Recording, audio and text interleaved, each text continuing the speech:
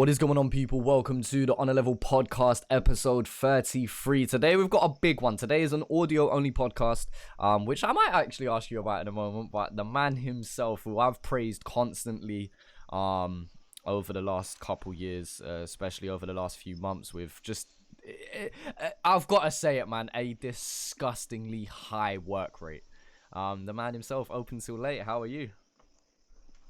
Yo, doing good. Good to hear, man. You've been Yeah, a busy man. You've been a busy man. man, running around nonstop, but it's good. I think the next step is for me, the international market, but we've got our sort of hands well in that at the moment. So just signed a big publishing deal too, which was nice. So Yeah. I think it's sort of everything that sort of happened the past year or a couple months or whatnot. It's only like the start now, in my eyes at least. That's sick, man. Are you able to talk about that publishing deal, or is that something you got to keep more private? No, I could tell you it's with BMG. Okay. Um, I could tell you that I've got some big opportunities with like big games and big movies. I won't say anything yet, Yeah. as to which ones or whatnot, Yeah. just to, But you know. that's the little teaser for everyone listening. Yeah, I mean, I think that's the journey of every like music producer. Period. You go through the process of like a publishing deal. I mean, if you're good, right? I mean, Yeah. and then I think you can only sort of progress from there and whatnot. Um, but I think for me, it's just that starting of that little journey there. Nah, I think that's Um, sick, man. And honestly, I've only been following your work for a short amount of time, and I even then I still feel like I can't keep up with everything that you managed to get your hands involved with. Like, I'm always reacting to a song, and then I'll be like, "Who produced this? Why do I have a feeling?" Yep, of course it was. It was produced by Open Too Late. I think I'm starting to get an ear for your sound now, and even then, I don't think we could box you into one genre, because something that a lot of people didn't know, and I only found out recently when someone DM'd me and they were like, Open Till Late has produced a bunch of his own original music like over the last few years. And I went, you what? And I typed it in, and lo and behold, there oh, it was. It cool. was just like your music and your remixes and things like that. And talk to us Oh, about cool. that. You did Yeah. your research. Yeah, Well, I did a bit of research after someone said that. yeah, I've been, it's to me, am I echoing? I could hear like in You're this not room. Oh, echoing don't on worry, my don't worry. end. You're not echoing on my end. Okay, cool. What's it called? So I've had a really long sort of journey, actually. I've been doing it for 13 years. I was under a different name prior to this, and I was with a duo. I was in a duo, like with a good friend of mine. We sort of studied together at Hmm. SAE, like a recording thing, and I ended up dropping out. I just like I can't I can't grasp the idea of someone teaching me who themselves haven't made it. Yeah. You know what I mean? I Yeah. can only learn so much from a person who hasn't made it. Hmm. Um, so then I decided to just step out, don't waste my time, just get out into the real world type of thing. Hmm. But no, the remixes and stuff. As soon as I started Open Till Late, that's what I wanted to do. I just wanted to make like almost. I think The Weeknd was popping off at the time, and so my first remix I did was I wanted to do like an EDM, but Toronto EDM sound. Yeah. I felt like that was missing. I had like at the time as well, I was going through like a breakup, and I just sort of like the party scene and whatnot with what you do in parties and whatnot. So I started hearing music differently. Hmm. I just wanted to get experimental at that point. Um, and then as time went on, I refined the sound, and I think a bit of that experimentation kept with me a bit. So that's why there's like a unique sound within that, if that makes sense. Within my production, I always go for like, because I don't know, every producer can make anything. It's all starting to sound the same. You know what I mean? I just want to segregate from that. Yeah, so when you're saying everything sounding the same, as in, do you feel like genres are now crossing over too much, or do you feel like everyone's kind of doing the same things? Like, what do you mean by that? I think I'm talking from the producer standpoint. Like the producers, the beats these days, a lot of them are just like, I'm not gonna even say that mine are way different from everyone, but I feel like certain certain elements or certain things that like my philosophy is at least make it your own sound. Like don't copy I don't know, people using loops and you know what I mean? Like I Yeah. try and steer away. There's heaps of reusing stuff and I don't know. I'm not into it. But it is what it is. If it's making you a payday at the end of the day, do what you do. Like but do what you love more, you know. Yeah, no, I hear that. It Um sounds like you understand what the game is, and you understand that you kind of got to keep up with the times, obviously, especially being a modern day producer, of course. But at the same time, there's another part of you that you kind of value more, which is your artistic side and your creative side, and it's be original, like do what you like, make what you want to make. Don't just copy others because that's what the cool thing is right now. But yeah, I mean, listening to yeah. your sound, you flip a lot of samples. Do you ever use like sample packs, or do you get original samples like every single time? Well, when you say flip samples, what do you mean exactly? Or like, are you saying like, I don't use loops. Like, I'll never. If I do use a loop, I drastically change it. Mm-hmm. So a lot of the stuff I use, you can't really find because it's all original. Like it's I either Yeah. get someone to play it, like I'll get musicians, or I'll do it myself on the MIDI keyboard or whatnot. But I think even the role of a producer has sort of been misconstrued. Like the new culture doesn't really understand what a producer does. If you look at all the greats, like what you do is you're the director. You're not the camera holder. If you get me, Mm-hmm. you're not the guy. You're the guy with the vision. That you're not necessarily the guy making the music. You're the guy with the vision behind the bigger picture. Yeah, but then again, I produce my own beats too. So, Yeah. like, obviously, I'm not. I'll hire musicians every now and then, but I just wanted to I don't know. I wanted to put that out there. Like, beat makers aren't all producers. I hear that. I feel like You- I feel like there is a difference between the two.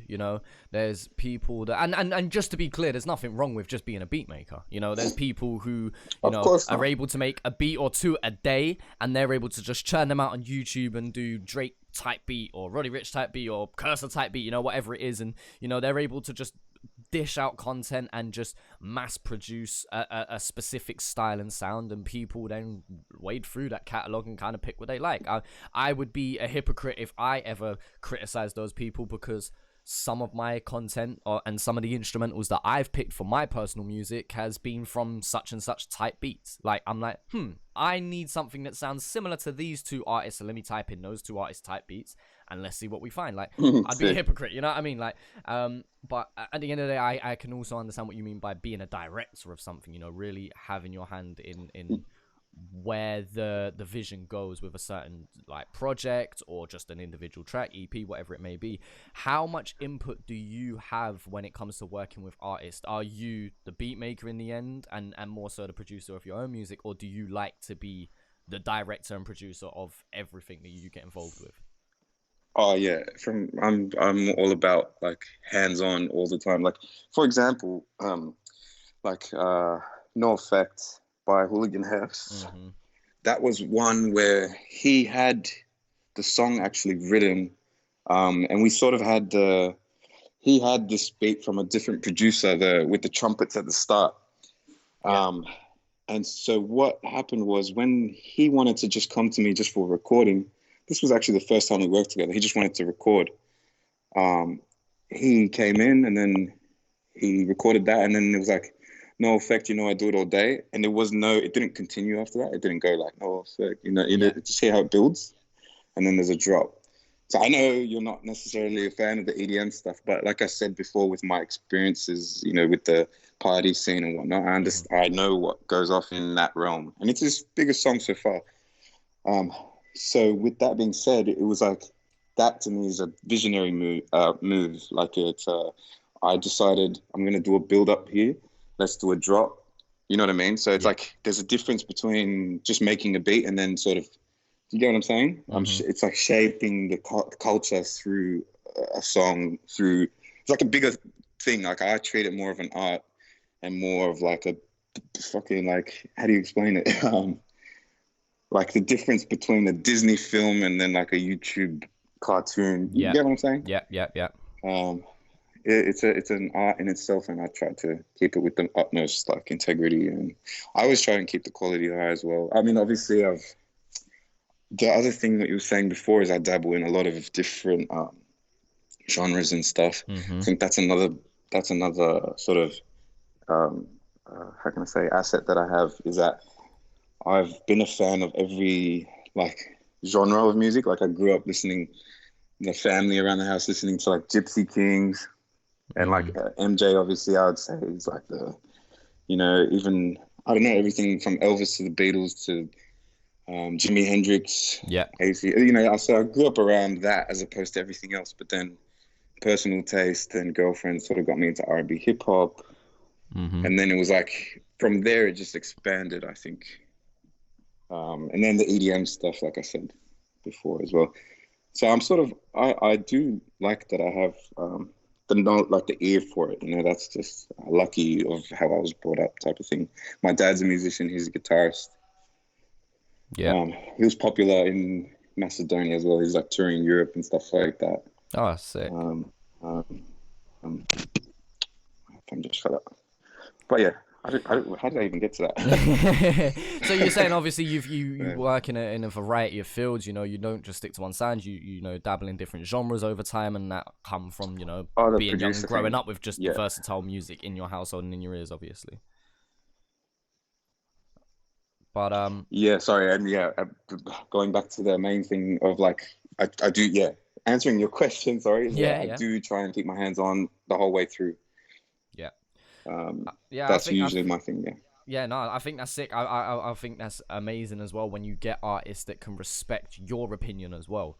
Being able to have trust Yeah. in the people that you work with at the end of the day. And I hear talking to producers, they often remind me and they remind people that a producer is at least 50% of the track, if not more. If it weren't for the producer creating what they've created, the artist has nothing to rap, sing, whatever it is, over, nothing to perform with. So if you are then also able to have an artistic direction and kind of you're able to steer the artist in a direction that you can envision them on your beat or your instrument or your song on, I'm sure that's a great thing to have, especially when you have good working relationships with people. Are there any artists that you work with like on a regular basis, or are you just kind of all over the place with a bunch of different people?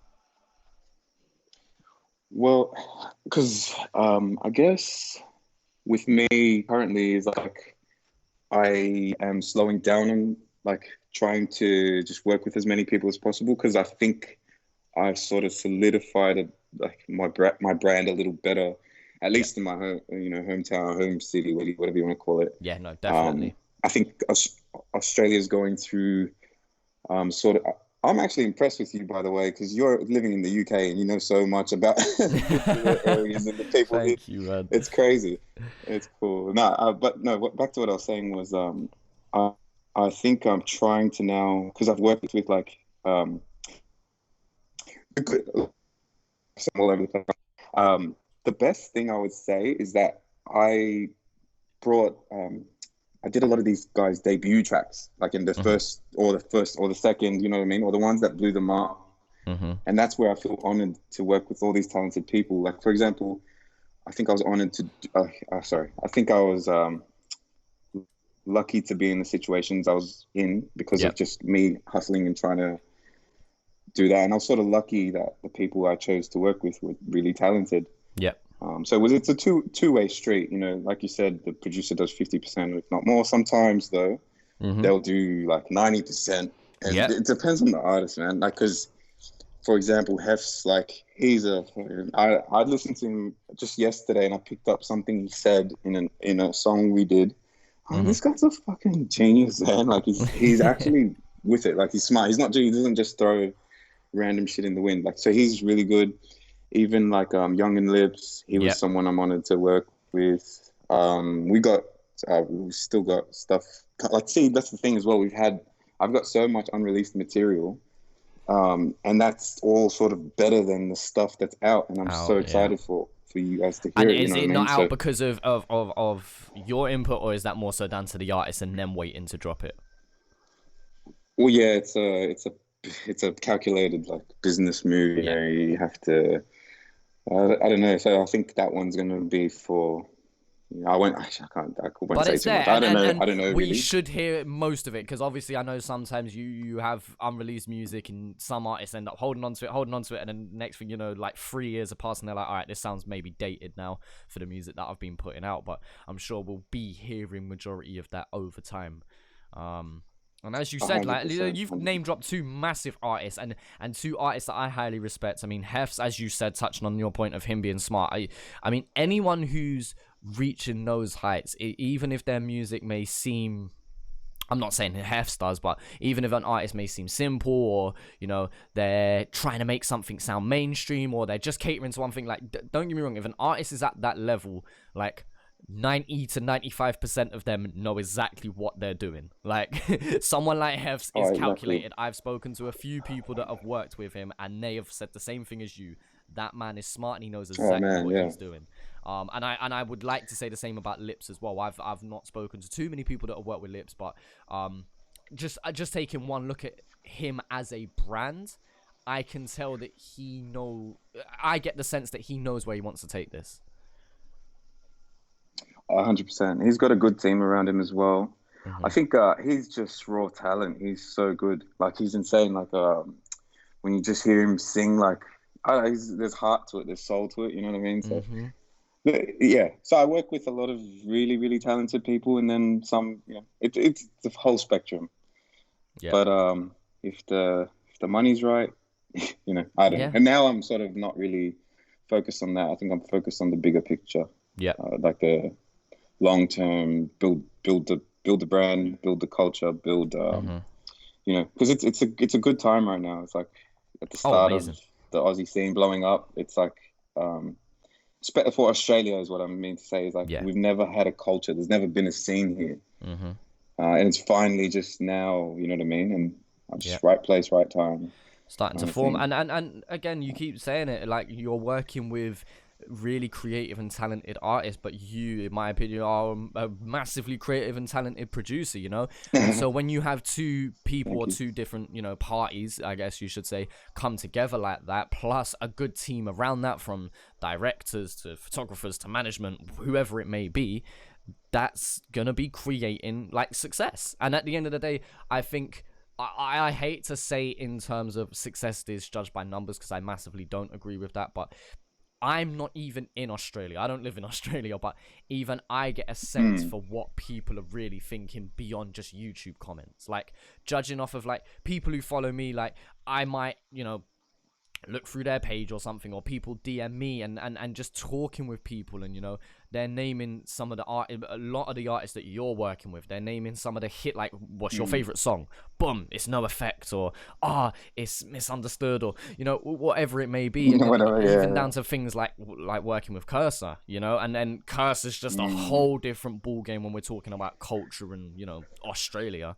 He's the OG. Yeah, so I mean, you've definitely had an impact, and it seems like you're looking to continue that, and I think that's sick, man. I think that's honestly sick. But touching on Cursor, I appreciate it. how did you start working with Cursor? Well, I think I'm trying to think of the first point of contact. It was like I was actually meant to work with him like years and years ago, through a videographer friend of mine, and he sort of was doing his videos at the time, right? And then we just meant to work, and it never really happened. And then one day, my friend said, producer pulled out of a session that he was meant to be in. Do you have anyone to replace him? And he said, "Oh, my mate is a good producer," which he was talking about me. And so I went, and then that day we did 2 songs, and he loved both of them off the bat. He's like, "I want you to do my whole album." Oh, sick. And that's when we did Lifestyle, the whole album. Okay. And then that sort of did its thing, and it went really well, I guess. So Lifestyle was the first time you worked with him. So am I right in saying you worked on the couple of singles he dropped before the album, and then after they kind of dropped, then approached you and said, right, let's do the rest of the album together? I think we actually had the whole album ready, and then it was just all strategic rollout. Oh, okay. So it's like, I think the ones he released, everything on that album we did, and I did the dead set for that. I forgot what it is, 8 or 9 or what, 8. I think. Yeah. But a lot of that stuff, like a lot of those songs were, Lifestyle was more, how can I explain it? He gave me creative control both times, because I did the last album as well. But it was... you did Roll the Dice as well? Yeah. But I'm trying to think how it works. Like, he gives me the thing I love about Kosa is he trusts my vision. Yeah. Like, for Lifestyle, I think I was catering more to...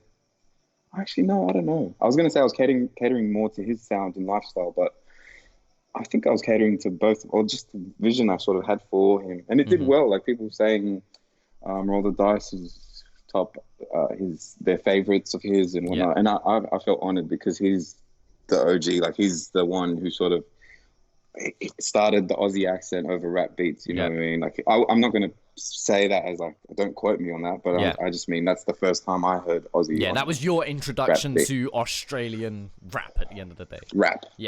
Yeah, and so like that's me growing up as a little kid, you know what I mean? So to work with him after is kind of, cool. It's really cool. Yeah, that's amazing. Obviously the scene's ever changing, but he'll always be that guy, you know what I mean? So. Oh, of course, he cemented himself in history. No matter what he does now, like his next album could be a jazz album, and the man would still be known as a legend in, Australian rap. But I mean, and for you to then be a part of that.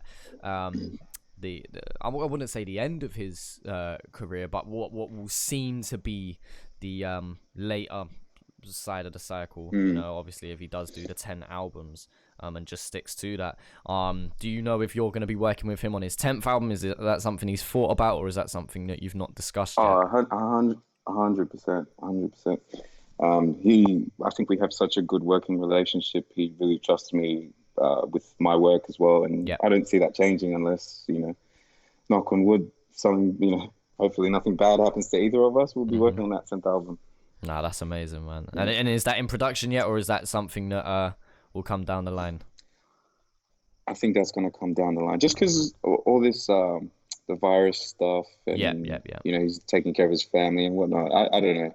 It sort of crippled the obviously touring companies and just concerts and stuff. So it's sort of just, I don't know. Yeah.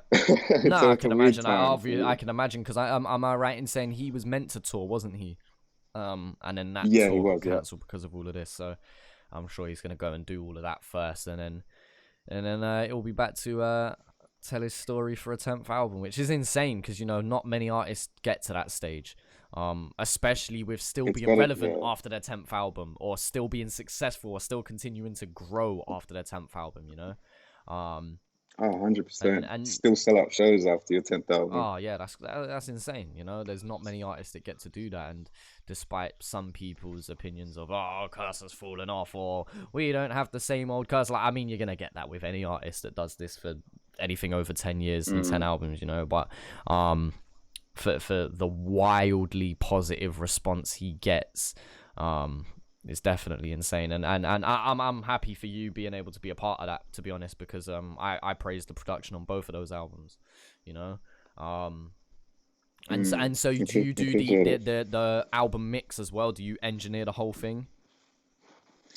Well, no, he's actually had his guy forever since he started, so I think he uses him for the engineering side. Yeah, but I'm happy. I trust his ear as well. Like, I definitely it's a different mix style. He's more old school. He's a very talented mix engineer as well. But we're just different styles. Yeah, I think he just knows how to.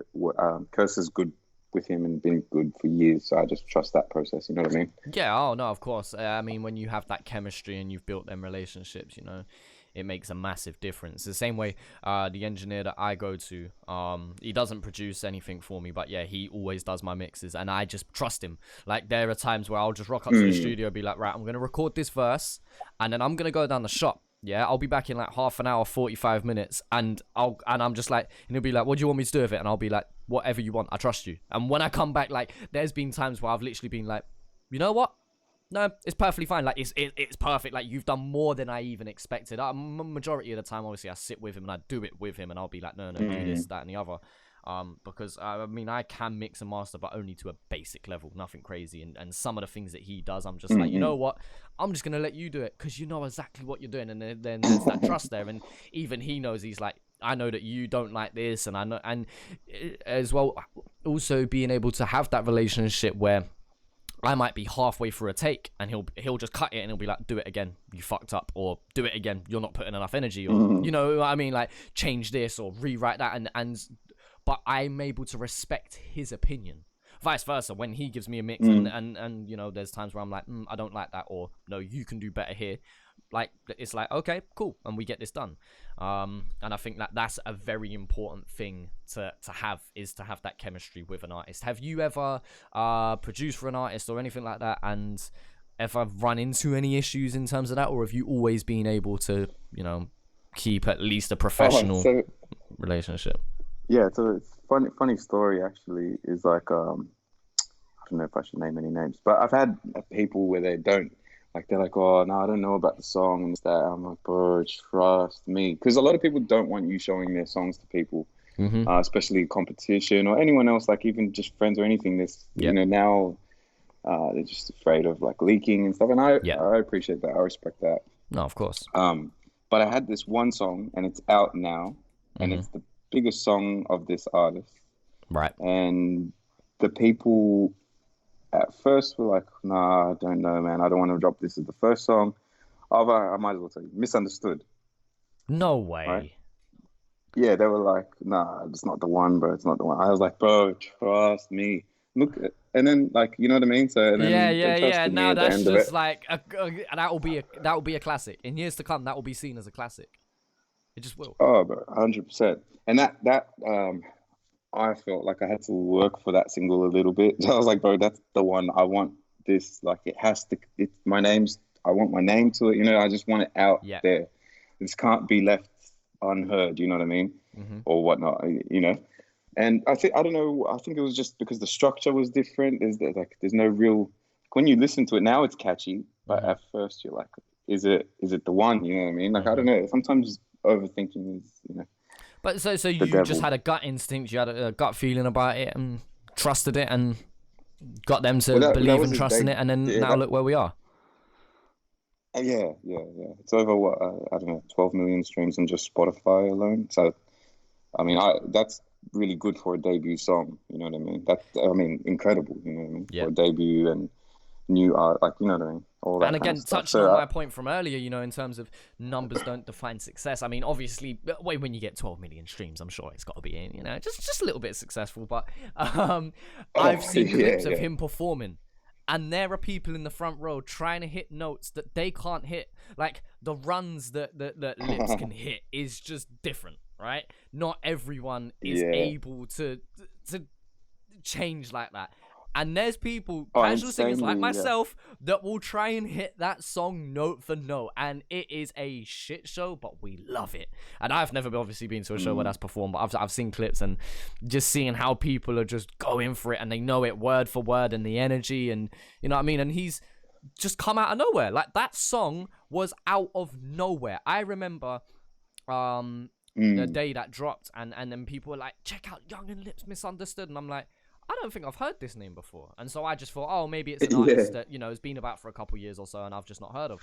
And I've reacted to the song, and I remember, I think in the reaction I said, like, oh, where's this other guy's stuff? Like, and people were like, no, this is his first song. And I'm like, you what? Like, what do you mean it's his first song? Like, the man's doing how? And at the time it was having hundreds of thousands of views. And I'm like, this is like going to be on 1 million within like a few days. Like, what the fuck? Like, and and just having that impact out of nowhere. And, you know, I think that's absolutely crazy. But that's something I'm going to ask you. I'm not sure if you know too much about this, but just seeing your opinion in general.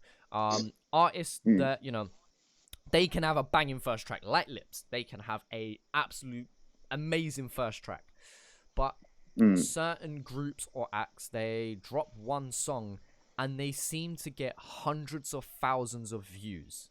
Now, in Mm. Lips's case, I can understand because Lips is a very talented artist, and that's a style that I keep repeating this. He has a style that isn't as popular in Australia at the moment in terms of bringing that kind of R&B flavor to it, you know, being able to sing and kind of you can sing and rap, right? And I haven't heard him bar out too much, but I know he can. And so yeah, you can. there's certain artists, and again, maybe it's just my opinion, but there's certain groups that come out and they've only dropped one track, but they get hundreds of thousands of views. Is that because Crazy, huh? of the area that they're from and it just creates a buzz that way? Like, what's going on right now in terms of these groups that are just popping up out of nowhere and they are all getting tens, if not hundreds of thousands of views? It's crazy. I think just even with the younger generation and now in like Australia, like Sydney in particular, I don't know how people get information. It's all this like drama and little beefs and all this kind of stuff and all these pages of like different areas, and this person from this area got slapped and this person, I don't know. You know what I mean? Like, it's just crazy with social media. So I don't know, to be honest, but I'd say it is like an area thing. I just wonder if like they're well known in their area. They're like, look, there's gonna be a song coming out, and they obviously. I guess it depends who you're talking about too. Quickly. I guess it depends who you're talking, because I don't know who in particular you might be talking about. I don't know if you'd want to say or not or what, but because it's really dependent, right? How many people in the group? Is it a prior group that did, I don't know, criminal activity, and they sort of had a buzz that way, and then I don't know. You know what I mean? No, that's fair enough. And I guess I'm not addressing anyone in particular, and I don't say it from a standpoint of jealousy or hate. It's more of a curiosity thing, you know, because and I've talked about this recently. Are you aware of who Scrub is? No. He's that a rapper? He's a rapper. He's from Brisbane. Wait, Brisbane. 1 minute, Brisbane, or is it Melbourne? I mean, I think he's part of the No One Network crew, and he works closely with people like Nerve and Carl Golly and whatnot. Scrub's a dope artist. Scrub's like an amazing artist, and he's been doing this for a good few years now. Like, he's been established for a while, but I reacted to a freestyle of his few weeks back now, and it managed to get like 4,000 views in 4 days, which, you know, like, respect. Like, he got 4, you know what I mean? That's decent. But for someone like him who's been established for so long, it baffled me how he gets 4,000, yet there's other people who come out of just complete nowhere and get 400,000 in 4 days, for example, just as an example, crazy. Right? And it's even mind-boggling to me. I feel, sorry. And all I was gonna just say is just, I don't know what that's down to. I don't know if that's down to, you know, like, as you said, is it like a criminal activity thing? Is it because of the sound that they're going for? Is drill just picking up numbers that much quicker than like a boom bap freestyle? I don't know, like. It's crazy. I mean, you're right. Like, I work with some, even like I have my own passion projects. Like, I have artists who I want to develop. I've sort of been working with forever. And, you know, my favorite song to date. And then say, for example, when they release, it's just not the market. I don't know. See, it's crazy. It's got to do with the market. It's got to do with the word of mouth kind of thing. I don't know. I really... Even to me, like, it baffles me. I'll see all these like little groups. I'm kind of over it, to be honest. Like, it's not my thing. That's why I respect Hef's going a different route with like EDM sounds. Because it puts him in his own lane. He's not compared to. You can't compare him to anyone. You can say maybe Tiny Temper, but you know, not really.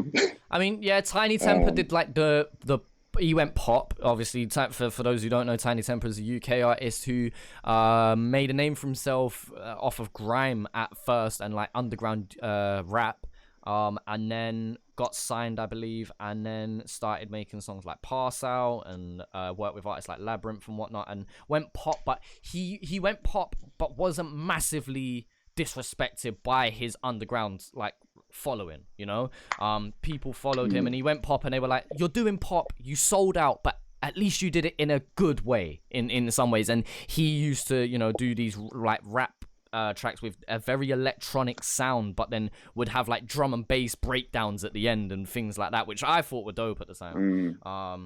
And so yeah, yeah, so he blew up here as well. Like, I mean, he went mad international at that point. Yeah. And then even what he did with Swedish House Mafia was freaking insane. Yeah. That to me was like the biggest move alongside Pass Out. Like that whole time was his time. Oh yeah, that 2010, I believe that was around 2010, 2009, 2010, 2011. And he was just smashing it no matter who he'd worked with, you know, and whether he went down the lane of house or trap. I even think he had, I don't know if it was on his album or if it was just an unknown track. It might have even been a remix, so maybe I'm misquoting anything, but I'm sure he did like a dubstep track, or it had like a dubstep like drop for the chorus or something, and it would be like, what? This is insane. But yeah, he did. That's a really good example. Actually, I'm not that I forgot about Tiny Temper, but that's a really good example of, you know, someone who's able to do rap, but then also dip their toes in many different other genres, whether that be just a drop or a breakdown, or just, you know, just being able to rap over those genres. You know, that's a really good example. Exactly. Actually. But yeah, that's with that being said, like that's why I'm sort of over the how can I say it respectfully, regurgitation of the same fucking shit, you know? Yeah. Like, you know, it's the group with the, I don't want to talk anyone down, but it is what it is, you know. It's someone started it and now everyone's doing it, right? And I don't know, maybe it's just a young thing, they just like it and they think it's trendy or whatever, I don't know. Yeah. Oh, if something's trending, as we started off this conversation, you know, if something is trending and it's the current sound, there are so many people that want to hop on that wave, and that's not always necessarily a bad thing. You've got to remember, people are doing that, majority of people are doing that, it's because they like it, it's what they enjoy, it's what they're consuming, it's what they're taking in. Obviously there are some people that may do it on behalf of, you know, gaining the benefits from the game. You know, they know it will get extra numbers, or they know if they create this they can monetize it and, you know, make more money off of it. But majority of the consumers, the fans that are liking it, it's just because they enjoy that content. You can't blame an audience for enjoying something. That's right. And at the end of the day, whatever the most popular thing is technically the trendy thing, or whatever's gaining the most growth, should you say, is the most trending thing. You know, so you can't blame the consumer. But, you know, it's interesting when you say about like Hefs and not having a style that, you know, you weren't copying anyone else, and now anyone who has any kind of breakdown like that, you know, is just copying Hooligan Hefs. I've reacted to a few tracks, or I've checked out a few tracks, and the comment section is just littered with it's just Hefs no effect point two. And it's just and I did that one too, the Run Amok. Yeah. with the similar drop, but that see, my argument for that is I did no effect, right? The drop and whatnot. So it's like DJ Mustard with his sound, right? Yeah. How many people have a DJ Mustard song that's just DJ Mustard part 2 or whatever? You know what I mean? Yep. So I think if it's produced by the same person, you sort of have the right as the producer. But I understand from a consumer standpoint. That's it, and I respect that opinion in terms of, this is what the producer has done, and then it obviously gets taken out on the artist. You know, no one was in the comment section going, open till late, how dare you produce something that you was massively successful with before? You're not allowed to do that. Like, you know what I mean? It's going to be taken out on the artist, and the artist is copying someone else, even though from the artist standpoint they might have heard Hooligan No Effect and be like, that's sick, I want to do the same. Or maybe they were into that music themselves already, you know, and was just like, you know what, I've always wanted to do a track like this. If this is now a lane that we can, you know, slip into, then why not? But ultimately that will always be linked back to, but Hefs did it first, so all of you are just Hefs 2.0. You know, I can understand. That's a good thing, though. That's a great thing for Hefs. Like that, you know what I mean? No one can take that away from him. I mean, if he runs with that, and not that every song of his has to be like that, but even if he, you know, just remembers that was part of his success, you know, and keeps revisiting that, I'm sure that he'll be able to kind of be the spearhead of that lane and be like, yeah, in Australia, this is what I was able to do. What would you define that song as a genre? What like name would you give that? It's an interesting question. Because I see a lot of people I, talk about it and they reference it as like Gabba music, but Gabba is referencing like the dance. So is that what the genre is, or is that the dance related to the genre? no, you'd say the genres. It will fall under electronic, Mm-hmm. but you know how you have so many subgenres, and then the Yeah. starting is almost tribal. I don't know. You know what I mean? Mm-hmm. It's like a weird. It's like drill electronic slash electronic. I'd say for that particular Electronic drill. Is that is that what we're going? Because you know it's interesting. You people, for anyone Hardware who's store listening at this terms. point in the podcast, anybody who's listening, please, like, the man who created this himself doesn't even know 100% with his chest what it is. Yeah, which is sick. Which is sick, by the way. Yeah, but people, not everything needs to have a name. Yes, it's nice because then we can start categorizing things, but maybe just let it be what it is. Just let it be, because for anyone who follows rap, and you know how much of a shit show it can be, this is not drill, this is such and such, and this is this subgenre, and at the end of the day it falls under the umbrella of rap. Okay, so it's rap with these characteristics about it, right? And if you think the debate about rap genres is bad, you should go to an EDM comment section. Just go to a house track, dubstep track, go to anything like that where it blends at least 2 or more styles, because then that is a real shit show of this is not. I've been down in comment section, like when I used to follow more EDM music, especially house and drum and bass a lot closer, about 5 to 8 years ago. I remember looking in comment sections and people be like, it's not this genre, it's this. And how dare they label it as this, because it doesn't have that. And the drum pattern and the BPM. And it's like, are we really defining genres based on its BPM now? Like, and so, yeah, I mean, there's a lot of debate. And what would you, so what are we just saying it is what it is, or? Yeah, I mean, look, I guess even what I was going to add, what I was going to add to that was pretty much you look at how much more music can we make until everything's just sort of like, you know what I mean? There's a point. Is there a point where music just runs out and you can't make anything new? Like you only have a certain amount of notes on the keyboard, and then it's octaves, and you do different octaves and whatnot. But how many different combinations can you make? I think so. It's the blend of genres is possibly a way to, you know what I mean? Like it's the way to make new music, if that makes sense. Because I find myself using the same notes a lot of the time, the bass lines and progressions, and even sometimes you find yourself a little lost for inspiration, if that makes sense. And then that's when I try and just, like with No Effect, it's like you just want to create a moment. Like you don't. It's not about making a song anymore. It's about making what's something that can capture this whole year's kind of thing, if that makes sense. Like that's going back to like the director mentality, how to, you know, as opposed to just like, I always think like, I think it was a talk that Kanye or someone did ages ago, like, how can you be Disney or, you know, Steve Jobs? Oh, stop there, bro. You cut out a little bit. Cut out a little bit. So 1 minute. So you're saying back to it was like an old Kanye, something Kanye said, or someone like that said back before. Oh yeah, sorry.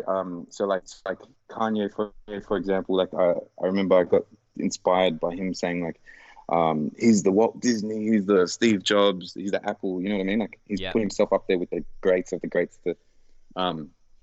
So with that being said, is like I always try to achieve some type of epicness. Like instead of just being like, oh yeah, it's $200 for a beat, or you know, I'll never charge that, but.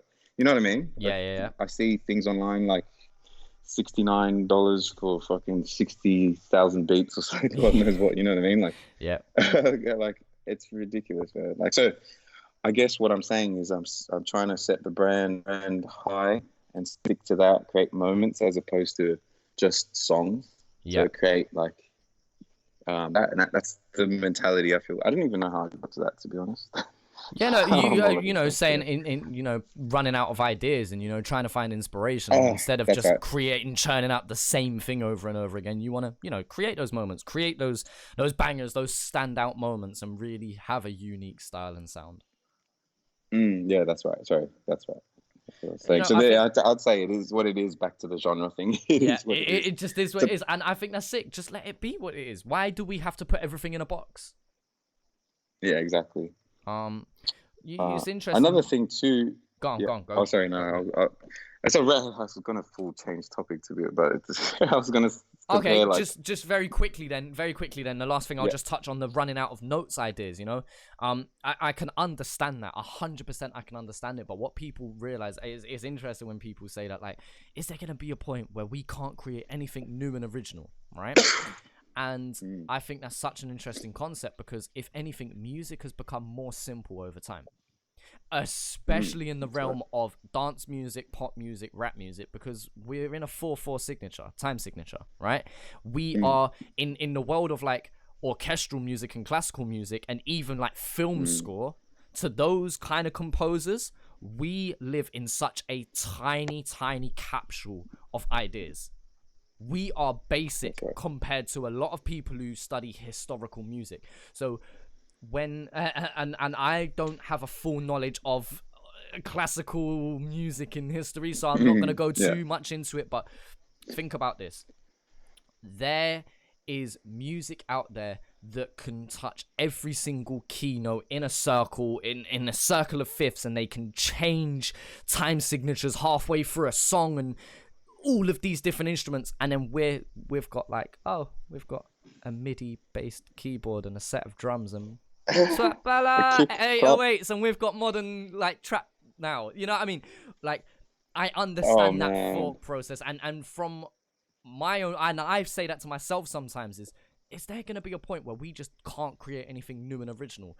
But with anything modern day pop music and anything that is considered popular, we are in such a tiny bubble, and we have almost restricted ourselves by labeling ourselves as a genre. This is this such and such subgenre, and then you limit your Mm, ideas. So I think, yeah, that whether it be tens of years, if not hundreds of years time, there's going to be a point where this opens all back up, and I say we stop restricting ourselves so heavily. But yeah, moving on from that whole concept. no, it's so true. Or even not even even just to go back to that a little bit, like Yeah. the thing is too though, is like club music Mm-hmm. when you've got because I've obviously had my own little journey. So back in the day when I used to make club music, I used to think the more you add to it, the better. Yeah. And then you end up hearing it in the club. It's like rubbish. What are you listening to? You don't even know the sounds. So Mm-hmm. then years and years later, I realized you have to literally strip it down to Streamline it. bare Yep. nothing. Like you think of like even like Black Eyed Peas, Boom Boom Pow. Yep. It's literally a kick and a clap most of the song. Mm-hmm. Like there's nothing more to it. And I mean, obviously there's the production, there's the vocal Yeah. engineering, but I mean, that was a massive club smash. I don't know Oh, about yeah, no, it in was the here as UK, well. but Yeah, massive, massive. I mean, you can't doubt will.i.am. will.i.am is an absolute genius, and that touches on our point genius, earlier with yeah. someone like Heps or Lips. It may seem like these Mm, guys can create something that's simple and basic, and it's just catchy, but there is an art to being simple, yet doing so many complex things with it. Like, the music is simple, but then they just reach these untold heights because of it, you know? that's right. And Yeah. as an artist, in terms of writing from a lyrical standpoint, I struggle to dumb down my lyrics. I struggle with making that verse that would sound good on a club kind of sound. Like, I've wanted to make an R&B kind of love song kind of track for ages now, because I love listening to a slow jams. Love it. Love listening. I was only listening to Usher's 8701 album yesterday. Love it. That's But his best one. Best oh, one. best one in my opinion. Confession? No, we'll go 8701. But at the end of the day, I It's a struggle with sound. writing that kind of music because Usher does it makes it seem so simple. The lyrics are so basic and easy to follow along. But when I do it, I just look at it and I go, this is just shit writing. This is just primary school stuff, you know? Oh, But you there's can an sing? art to being able to do it so simply. Mm. Wait, can you sing? I can't sing. No, I can't sing. Not Oh, not in okay, my okay. opinion anyway. Yeah, One or two people have said I can. I don't believe it for a second. I can there was write. like a TikTok thing. There was like a TikTok thing or something on Instagram. I forgot what it was. It was like the Usher climax challenge, and then it was like people doing the going on, whatever that Yeah, part, yeah, yeah. and then it was the falsetto part, um, and so then that became a challenge, and then he did that challenge as well. So but then it just made me realize how talented the guy is. Mad, isn't it? Absolutely mad. But yeah. So what was you gonna touch on before? Sorry, because I know I cut you off. I just really wanted to get that idea and concept out there.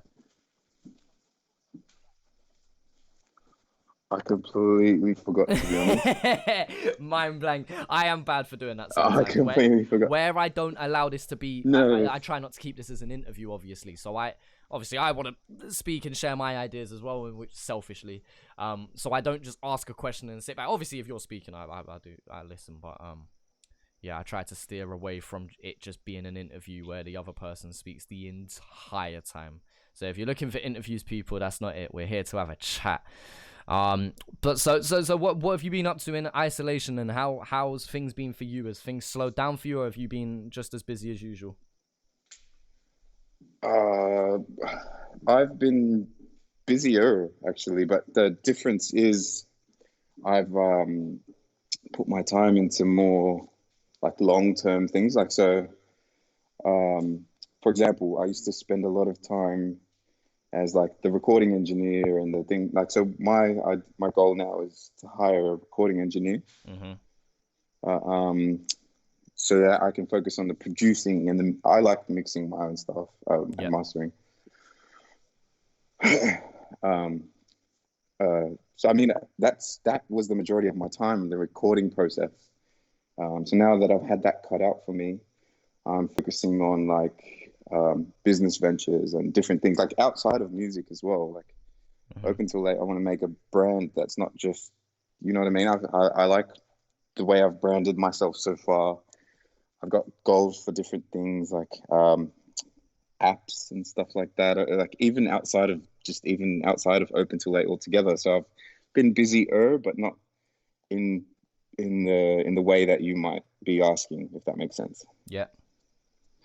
Yeah. So, Um, and so you're busy and you're thinking about long term things as you mentioned. So is where do you want to take yourself as a brand? Open Till Late as a brand. Where do you where do you want to take that? well, I do at some point picture it being um, even like a big event, like almost like a, how can you say it, like a Coachella, but it's obviously like call it Open Till Late or call it something. I don't know. I haven't quite pieced it together in my head, but there's like Mm-hmm. different things, maybe club night or actually like a club or even a drinks menu. I don't know. Like it's Yeah. just catered to that whole nightlife type of vibe. So I mean, Sick. there's options. You know what I mean? It's all. I mean, for all it could be a restaurant name. I don't know. I don't know. Yeah. I don't want to sort of. I sort of do need to separate the producer from the brand as well, and sort of like I don't want to confuse people either. So it's a bit. Yeah. I haven't really thought it through. So If that you've got makes to sense. think about the marketing side of things, but you know that you want to delve into that realm of nightlife effectively and party lifestyle. Yeah, it does. Yeah, it could mean what you want it to mean at the end of the day. It could be a clothing brand. It could, I just sort of like the thought of you being able to do whatever you want in your life, Yep. and so 100%. I'd rather have my hands in all of it. You know what I mean? No, that's And sick. just sort of experiment. I don't know, see where it takes me. It's only like lessons learned, experiences gained. Yep. I mean, I encourage everyone to sort of do anything they want to do, but for the most part, I've always loved producing. I was a soccer player before, and I had a knee injury, and I sort of just fell into it. Yep. um, but I mean, yeah, my love for production taught me, like, obviously in the music industry, you have to understand business, or it's just a hobby. Mm-hmm. So for me, I didn't want to do any other job. I'd rather just do this full time. So you have to understand, you have to learn it, you have to know what you're doing. So for Mm-hmm. me to understand that then made me understand business, made me get more excited about entrepreneurial, different like things. And so I don't know. There's always room to grow, life experiences to be had. So that's, I guess, where I was saying with where I could take open till late, or you know, my just outside of open till late as well. But I'd say most of the things I'd be focusing on right now is open till late. I do at some point when I open a big studio here in Sydney, Australia. That'll be cool. Like I don't know, just a hub for sort of like artists up and coming. Because I think now is the scene's just grown to a point here where we are on the radar type of thing. Like in Australia. So I think there's things to be done to help the youth coming up type of thing and all that stuff. Yes. I'm working with some people here who, you know, are making a studio in itself, and sort of, I don't know, I'm going to be there from the build up, so I can definitely give, you know, advice and help. I'm going to have room there as well. So that might even be the studio that I just focus on and whatnot. Do you know what I mean? Mm-hmm. Alongside these people, great people. Yeah. So yeah, I don't know. No, that's sick, man. And there's two things I just want to touch on there. One, is it fair to say that you want to, obviously you're in the realm of producing now and in the realm of sound, but you want to take that sound and kind of build it into culture almost? Yeah, exactly. And kind of develop your own culture and lifestyle in some ways. Yeah, I guess I haven't really thought that far. I just know my goal is to build the brand, and then whatever happens as a result of building the brand in, you know, in multiple avenues will affect the culture naturally, the same way the music shift over here has changed it kind of naturally in a way, you know. And with things like TikTok, how people can express themselves to the music and stuff, I think it all sort of goes hand in hand. It's just like I don't mean specifically like, oh, I want to change the culture, make everything, you know, open till later. But just I sort of mean it more in from some ways. Yeah, I mean, just as a result of doing what I'm doing, just naturally have an impact, if that makes sense. That's my goal. Yeah, to no, have that an makes impact sense. on just... And the second thing, I mean, I won't talk about this for too long, but I spoke on my last podcast with Marvelous, who produced for Rops. You know, I was talking to him about, you know, opportunities for young people, and he mentioned, you know, not just rap, but producing and management and just not just music, you know, acting and different things like that, you know, having opportunities and having resources available there to help people out, you know. I think that's gonna be a massive thing, because from what I hear, there's not enough of that in Australia, you know. So I think being able to provide something like that, or being able to just be a part of something like that to help others, especially a younger demographic, I think is absolutely sick. And you know, there's something that in a dream world, if I ever moved to Australia, that would definitely be something I'd be interested in being a part of. So best of luck with everything that you're looking to do. Best of luck with that publishing deal and everything going on there. You've had a massive impact already, and I can only see you just having even more over time. I appreciate that so much. I appreciate you coming on for the podcast. Man. Any last things that you want to say, or last things you want to plug before we finish up? There's just a lot of good stuff coming, guys. If that's one thing, a lot of good music coming. Sitting on a lot of good music, but I'd say everything that's been released, this stuff that's gonna be coming, I think it's just this whole COVID thing just kind of screwed schedules and stuff. But everything that we're sitting on here, like it's better than all the stuff that's been out. So I'm pretty excited for just like the new future and stuff like that. So let's see. And then the next step's international, I think. But there's nothing really I want to plug or anything like that. Yeah, I think just suss out my socials, I guess. I don't know. Yeah, do all of that good stuff. And I hear that, man. I appreciate you coming along for the podcast. Yeah, thank you so much for having me.